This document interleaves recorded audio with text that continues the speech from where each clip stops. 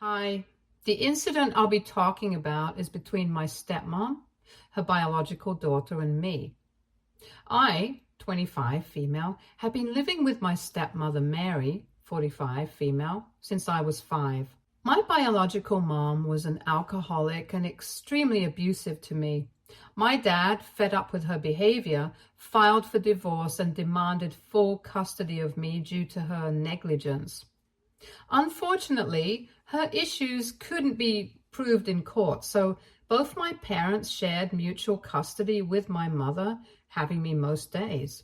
But her ignorant behavior soon caught up with her when one day she left me home alone, and I accidentally got access to the balcony. My neighbors noticed and called Child Protective Services on her, and from then on, I started living with my dad.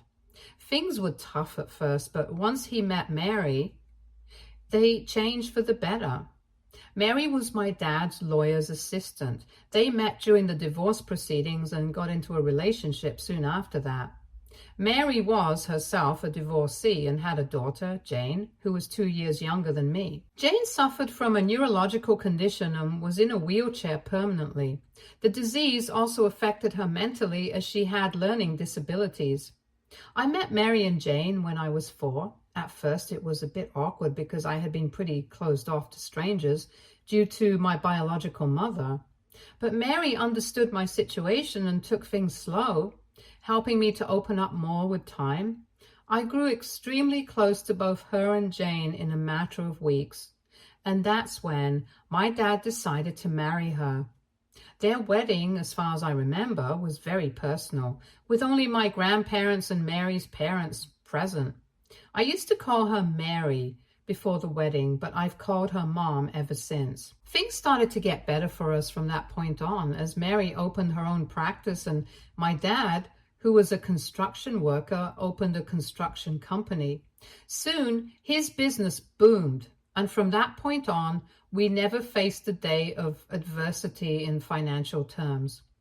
Both Jane and I went to the best schools and had good lives.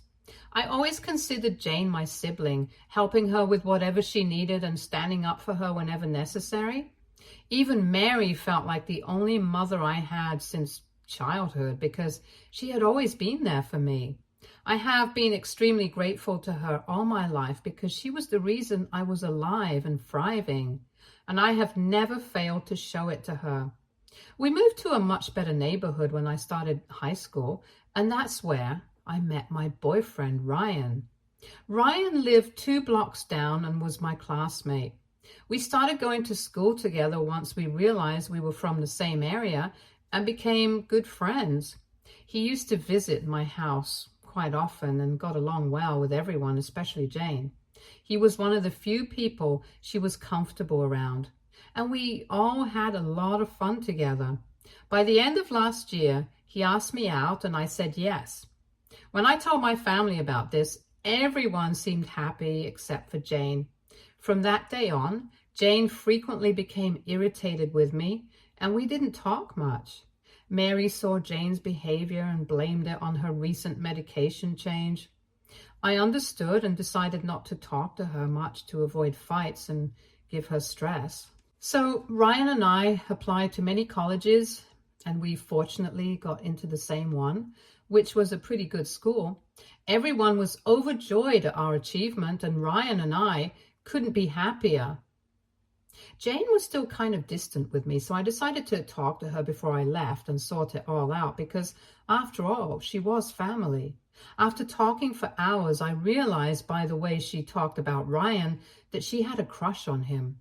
Everything made sense, but I wasn't going to trade my boyfriend to sort things out, so I decided not to touch the topic at all. Jane and I got to okay terms before I left, and I was satisfied with that. Before I left, I told Mary how I thought Jane had a crush on Ryan and that it might make sense for her to ask Jane about it so that it wouldn't create further issues between us. She assured me that she'd take care of it and let me know that I always had her support. I got emotional at the thought of leaving my mom, and we both cried a little in the kitchen. A few weeks after this talk, I left with Ryan to go and set up my college dorm room. The next 4 years were great academically. I learned a lot, was a topper in most subjects, and bagged a few internships before my peers.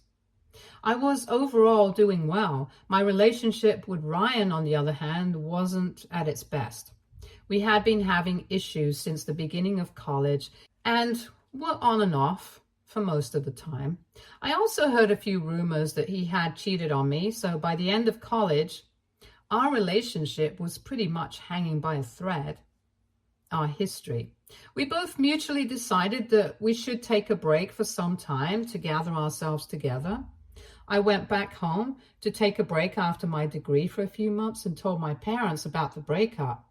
They weren't as surprised as I had thought, but that didn't seem fishy. Jane was also about to finish high school and asked if I could get Ryan to talk to her because she was planning on adopting the same major and needed guidance.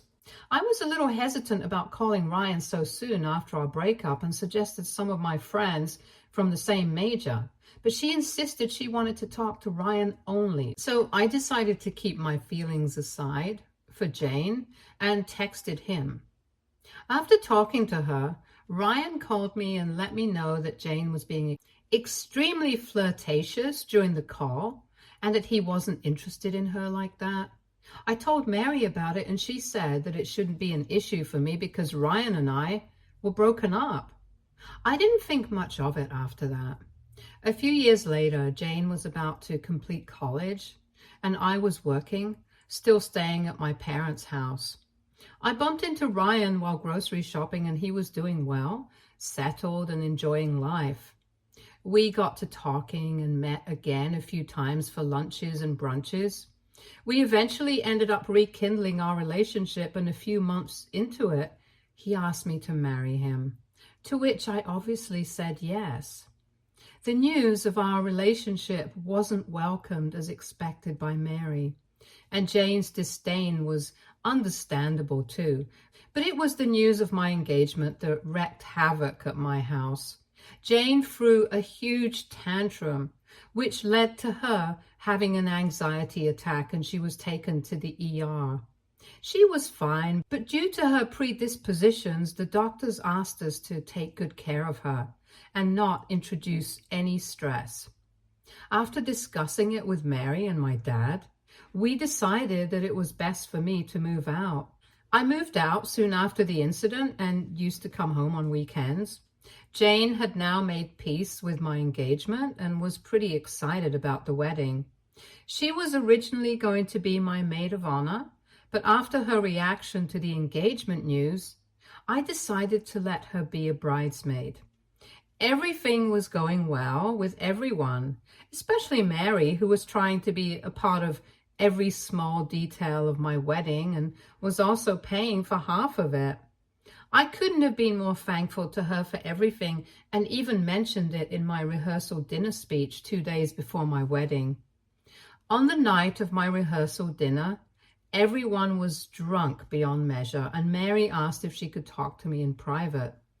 I thought it was going to be a mother-daughter catharsis, so I suggested we both talk in my room. I hadn't expected what was about to go down. So Mary sat me down and began telling me how grateful she was to have a child like me, making me emotional. She continued that she had similar wishes for Jane, but that was a far stretch, and began to cry. I consoled her, and she asked me if I loved her. I said yes. Then she asked if I owed my life to her. It was an absurd question, but I answered with a yes again. Upon hearing this, she stood up and asked me for a favor. And when I asked what it was, she said that since I owed her everything I had, she wanted me to share a little of it with my sister, Jane. I was confused and asked what she wanted me to share. What she said next was way beyond normal. She said that I, in comparison to Jane, had a way better life, whereas she was surrounded only by a few, one of whom was Ryan. She claimed that she had known about Jane's attraction towards Ryan since childhood. but didn't do anything about it until we broke up after college. She continued that Ryan was a very understanding man and perfect for Jane. She asked me to break my engagement with Ryan and ask him to marry Jane instead. I couldn't believe what I heard and asked her to shut up, but she didn't. She said that this was the only way I could pay my dues to her, as she had accepted me as her own blood and taken care of me like her own child. She said she wished for Jane to have a relationship for the future too, and Ryan was the one guy she was sure wouldn't break her girl's heart. She knew Ryan wasn't interested in Jane like that, which was why she wanted me to convince him. I couldn't process what was happening, and in a fit of rage, kicked her out of my room with her yelling that I should consider it and she'd be indebted to me for life if I did this one thing for her daughter. Her yelling attracted some attention, and my dad came asking me what was up. I didn't answer and just locked him and Mary out. I cried in my room and didn't realize when I had fallen asleep. The next day, I woke up late and was asked by my dad to visit him in his room. Mary was there with swollen eyes from crying. He said that what I did last night wasn't cool, and that treating Mary, the woman who raised me, like that and kicking her out wasn't something I should have done. I realized at that point that he knew nothing about what Mary had asked of me. As I was about to tell him, Mary held my hand tightly, signaling me not to tell the truth. I shrugged off her hand, and before I could say anything, we heard a scream from Jane's room. She had fallen in the bathroom and had cuts on her legs. We didn't have enough first aid, so my dad decided to take her to the ER as soon as possible and to discuss the issue with me and Mary later. Mary, from that point on, has been pleading with me not to tell my dad the truth and cause harm to her relationship. I don't wish to engage in conversation with her and have been sitting in my room. WIBTA if I don't give Mary another chance to explain herself or apologize before I tell my dad about what she asked of me. Update 1. Hi, thank you everyone for such a kind response.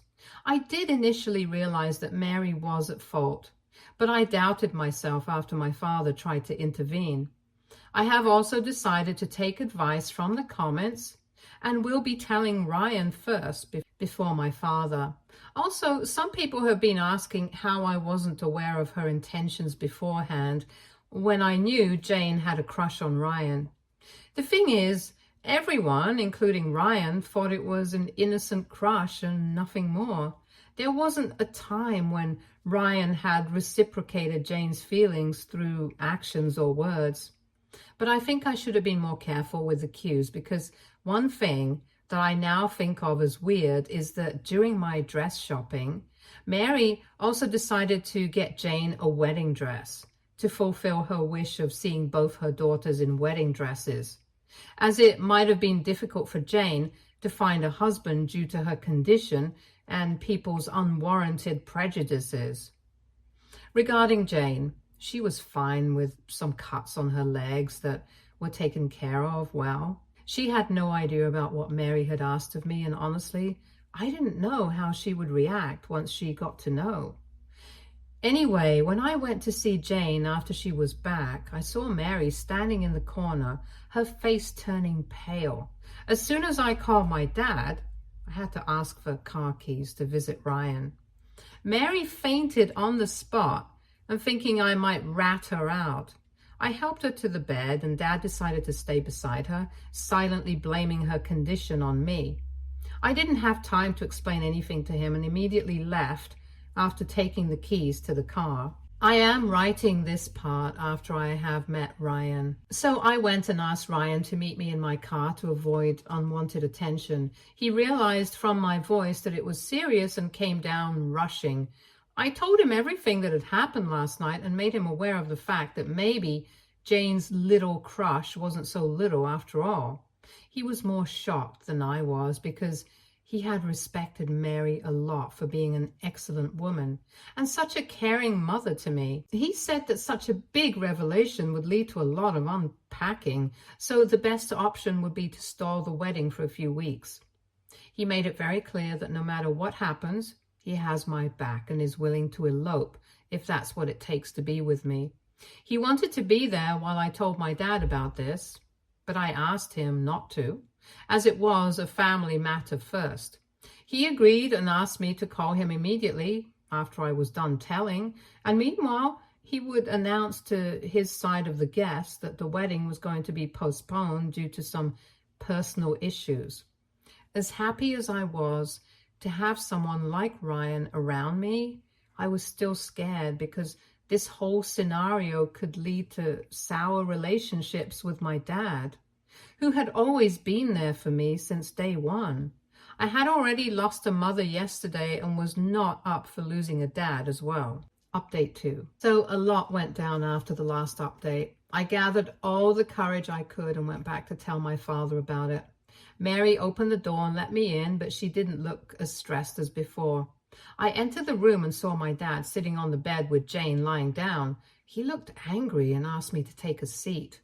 He told me that he knew what had gone down last night and was extremely disappointed in me. I asked him what he was talking about, and he told me that Mary had told him how I berated her last night, saying that she wasn't my real mother and that Jane wasn't family, so I didn't wish to have them at the wedding. According to my dad, when Mary tried to calm me down, I told her that I didn't want her disabled daughter spoiling my wedding pictures. I couldn't believe how cunning Mary was. I tried to tell my dad the truth about her, which he was duly shocked by, but he said that this was a case of my words against Mary's words, and there was no way for him to believe either version as the truth. So maybe we should sort it out for now. Jane was constantly saying how her mom's side of the story was correct, and now I was sure that Mary had told her daughter the truth and asked her to play along. I very clearly told my dad that the wedding had been postponed because I didn't care who he thought he was telling the truth. But it was absolutely unacceptable to me to have someone who had tried to emotionally manipulate me into giving up the love of my life. Mary intervened and quickly said that she wanted to apologize if she had done anything wrong while raising me and wished for our relationship to get a second chance by being a part of my wedding. My dad was also insisting that I move on and let the wedding happen smoothly because a lot of money had been spent. But I decided not to pay heed to their requests and moved out that very day. I left to stay at Ryan's house, and it has been 2 days since then. I didn't really have the energy to deal with anything, so I turned my social media accounts off. I haven't been contacted by my dad and Mary so far, but I've been getting calls from some relatives which I didn't answer, assuming they must be regarding the cancellation of the wedding. Things are pretty stressful right now, and I hope I find a way to sort things out soon. Update 3. This update comes a week after the last one when the wedding was postponed and I left my parents' house. So a week after the constant calls, I got to hear from Ryan, who was friends with my dad on Facebook, that he had put up a post about me on his wall. Apparently, after our relatives had tried to find out the reason for the wedding cancellation from me and got no answers, they decided to bug my dad and Mary about it. They had tried to contact me to at least make a public announcement as a family, but after they couldn't get in touch with me, he made that Facebook post. He mentioned in that post how he, Mary, and Jane were begging me not to ruin their reputation over petty family issues and respond to them because talking was the only way out of this. This post did more damage to the already messed up situation with our relatives, and all his friends on Facebook were now speculating about the problem and spreading rumors. The worst one I heard was that I had stolen money for the wedding and then cheated on Ryan. Ryan was getting stressed about all this, and I talked to him thinking that he might get cold feet. But to my surprise, he again assured me that he was going to marry me, irrespective of whatever came our way. I still hadn't responded to the Facebook post and was going to talk to my parents a day after the post to at least be rational before the big confrontation. But things took a different route. That same evening, I got a call from my grandma, my biological mom's mother. I hadn't mentioned her before because she wasn't relevant to the incident, but she has been an important part of my life. She has always protected me and saved me from my mother and had even helped my dad financially. She usually didn't involve herself in our matters, but her intervening in this incident meant something big had happened. Apparently, she had gotten wind of everything and directly confronted my father about it. He told her what he believed was true, Mary's version. Grandma trusted me and felt something was fishy, so she decided to talk to me about it next. She told me she knew how much I loved Mary and Jane, and there was no way I would have considered them not my family. I got emotional at the possibility of someone from my family finally believing my side and told my grandma everything. She said she couldn't believe how vile Mary was and how I was saved from her ill intentions due to her being under the influence. I told her how I feared losing my dad, and she asked me to talk to my parents first while she tried to find a solution. The next day, I decided to go back to my house and talk to my parents. I was blamed over and over again for making a spectacle of our family. I was honestly done with them within just a few minutes and asked if I could have a moment alone with Mary. We went to the other room and I asked why she was doing this to me when all my life I had loved her. She said that whatever she had said was something she had been feeling and never wished to burden it on me. She asked me to forget about it all as a mistake and move on from it. I said that her losing control and asking so much of me wasn't acceptable at any cost, and I was going to stand by the truth no matter what, which led to her warning me of the consequences.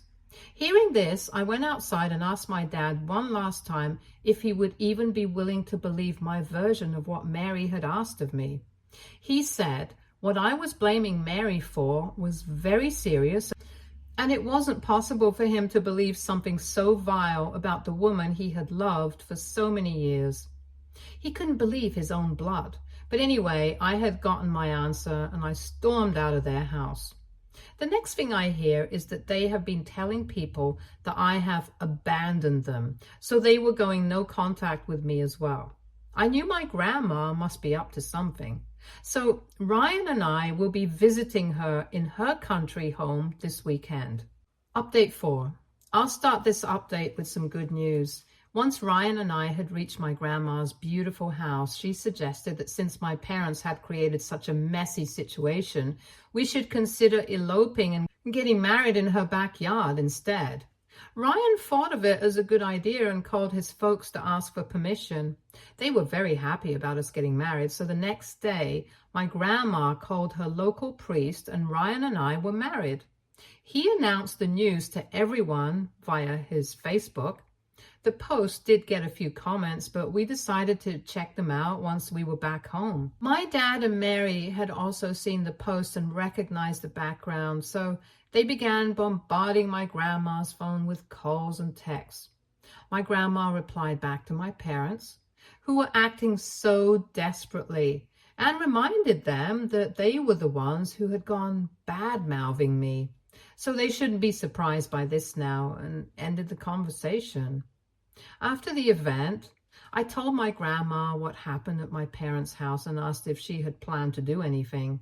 She asked me what I wanted, and I told her very clearly that after Mary's so-called threat, I wished to expose her in front of my dad, assuming Jane already knew what her mother was up to. My grandma then revealed the plan to me. She said she had this huge chunk of alimony money from her divorce back in the day, and she would spread the news saying that she was going to give all that money to me to start a fresh life after my parents had abandoned me. According to her judgment, she was sure that my dad and Mary would both want a share of the money. and she'd pretend to give it to them if Mary confessed, saying that she had evidence otherwise because I had accidentally called her that night. I was married to the man I loved and had a family with my grandma, so I had nothing to lose and decided to give this a shot. The next day, my grandma called my dad and let him know that she was going to give me her money because they had cut contact with me. Just as she expected, they were shocked and wanted to talk in person, so my dad, Mary, and Jane were at my grandma's house the next evening. They congratulated me and Ryan, but nothing much happened after that. My grandma had decided to have a talk with them the next day. As everyone was done with dinner, Mary asked if we could talk privately. She began talking about how my life was finally at peace with me getting married without the drama and with all this new money. I asked her what her purpose for the private conversation was because I didn't wish to engage with her unnecessarily. She said that whatever she had done that night was extremely inappropriate. I asked her to say what she did because I wanted her to feel ashamed of herself after spoiling my dynamic with my father and maybe Jane. She apologized very clearly for asking me to leave Ryan and convince him to marry Jane instead. She continued, saying it was all her motherly instinct and that is yet again the reason we were having this talk. I expected her to say something along the lines of how I was her daughter too and how she felt remorse and wanted to make amends by telling the truth. To the contrary, she told me that the kind of money I had now could help Jane settle and get a better future. I didn't cut her off and let her continue. She kept trying to convince me to give half the money I had to Jane because I could earn more, whereas life was already tougher for Jane. And now, with the love of her life married to me, this was the least I could do for her. I didn't say anything to her and began looking at the kitchen door behind her. I don't know how, but it must have been God's will that halfway through the conversation, my dad had come looking for us and he decided to stay quiet and listen to what Mary was saying. She didn't realize he was right behind her because she was too busy explaining herself to me. As soon as I looked at my dad after she was done, she realized he had been there the whole while and what a blunder she had committed. Mary tried to cover up whatever was said during the conversation and instead revealed a lot more about how she had known all this a while and was doing this all for Jane. My dad immediately called Jane and asked her if she knew about all this. Looking at the stressful situation, she realized it was best for her to tell the truth. My dad turned towards me and began apologizing for not believing me in the first place and told Mary and Jane to leave the house as soon as they could the next morning because he had a lot to think about. Mary tried pleading, citing Jane's condition, but Dad wasn't willing to hear anything. I asked my dad to go and rest in his room because this was a lot to take in. Ryan escorted Dad, whereas Mary and Jane decided to stay in another room, at least until they left. No one offered them any sympathy, and we could tell Mary had seen it coming. I cried that night thinking about how bad things had gotten and how we were a happy family just a few months ago. Ryan consoled me, saying that he was going to be my real family from now on. The next day, Mary and Jane left, and my dad left 2 days later. After apologizing to me a lot for not trusting me in the first place, I told him that his doubt about me might have hurt our relationship and that we should take it slow from now on. He looked dejected, but agreed to give me some space. Ryan and I also left the same day, thanking my grandma for all that she had done for me.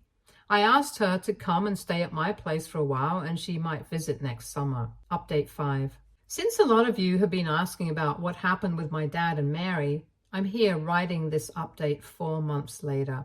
So my dad decided to divorce Mary, but still wanted to stay in Jane's life if she wished, which Mary denied. Mary had tried a lot to win him back, but it didn't work. She never apologized to me for everything she had put me through. Her justification was that whatever she had done was for her child, and hence it was okay. I was just happy that I wouldn't have to deal with her anymore. Stay tuned for more stories from our girl relationships.